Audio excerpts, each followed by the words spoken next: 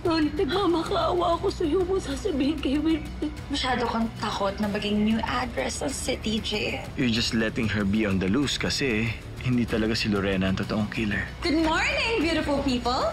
Ano nagawa mo rito? I'm back to work. Hindi ko talaga maintindihan itong desisyong munto eh. And you know where I stand tungkol kay Ronnie. So hindi ko na paano mo nagawa lahat ng to. Behind my back. Ayusin niyo yung gusot niyo. Aba, malapit nang ikasal kayo ulit. Mamaya, mapurnada pa yan. Yung kasal namin, labas yun sa issue ni Ronnie. Mahal ko ang asawa ko, kahit nababatrip ako sa ginawa niya. I am not yet done. I can call the police anytime. Ronnie! Oh!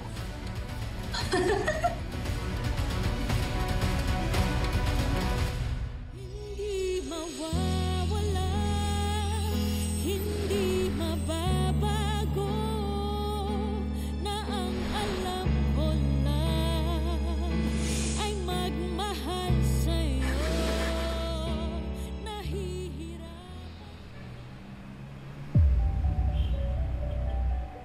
Ito nga yun.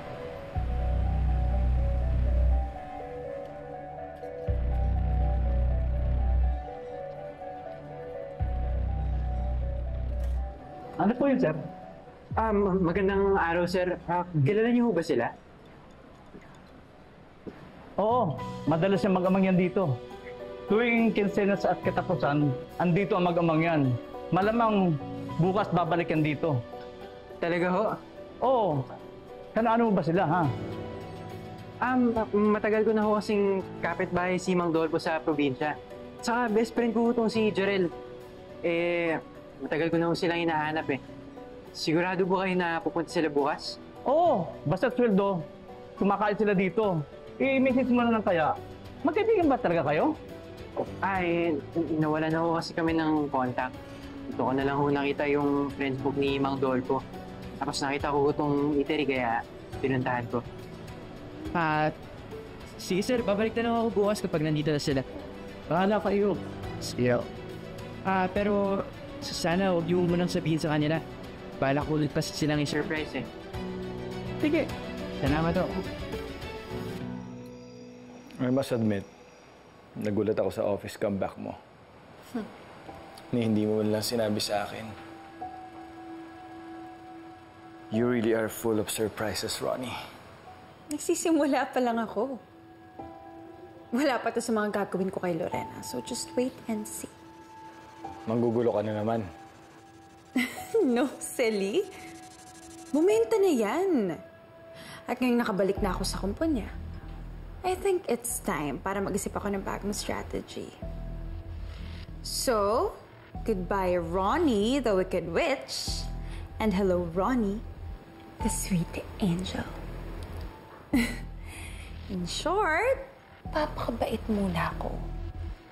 Para madali kong mapaikot sina Wilfred at ang mga anak niya kapag nakapasok na ulit ako sa buhay nila sa mansyon. And that's why hindi ko pa sinusumbong si Lorena sa mga polis. I still need her to do some things for me. At siya ang gagawa ng paraan to make my grand plans happen. Sabi na nga ba eh. Meron na may pag-agawa yan sa'yo eh. Hindi ako naniniwalang dalawa lang ha. Sigurado ako only request yan. Paka-abusada kasi. Hindi ko na nga ho alam kung paano ko pagbibigyan eh.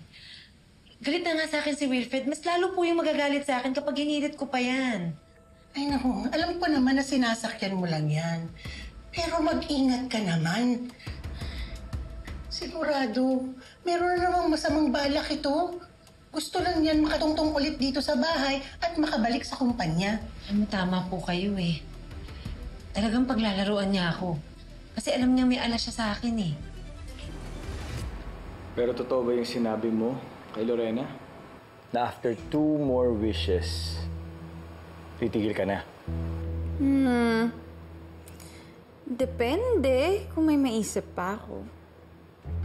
She's so easy to blackmail anyway.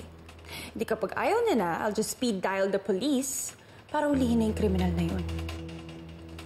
Because just as you pointed out, I also want justice for my dear friend Joy.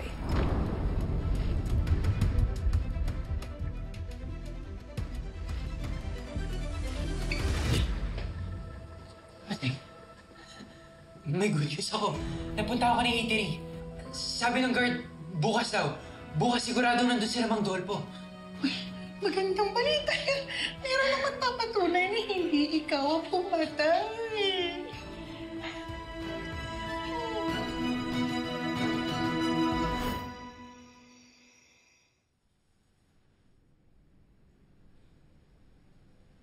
Love, sorry kung naramdaman mo na binaypas kita sa pag-hire ko kay Ronnie sa P&L. Naiintindihan ko naman yung galit mo sa akin eh. Pero gusto ko lang malaman mo na hindi ko naman intensyon na i-disrespect ka. Sana maniwala ka.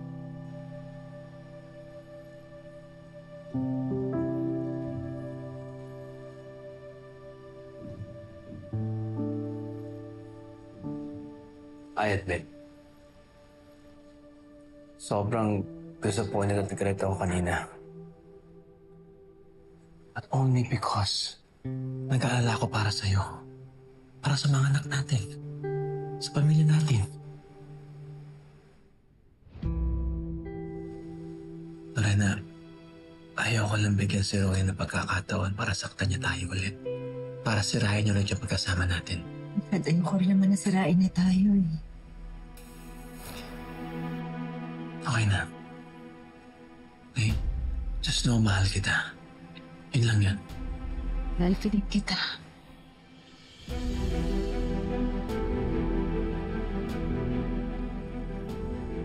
Sorry na kayo. Sorry din.